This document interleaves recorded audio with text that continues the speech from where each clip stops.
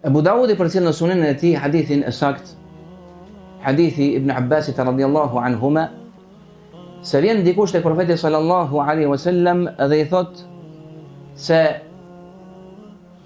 o profet i Zotit, o i dërguari i Allahut, ne shpeshherë gjejmë në vetvetet tona diçka të cilën nuk mund ta shprehim.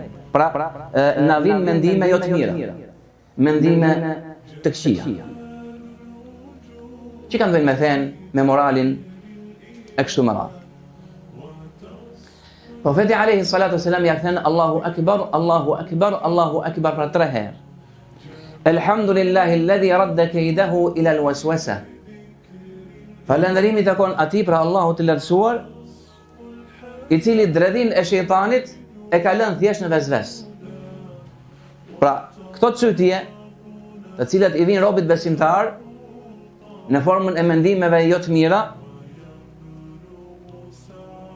e rëndësishme është që besimtari t'i luftoj ato, të mos i mbajnë në memorin e tij, në vetveten e tij, në zemrën e tij, në gjoksin e tij. Pra nëse ti i lufton, nuk i bën pjesë të besimit tënd, pjesë të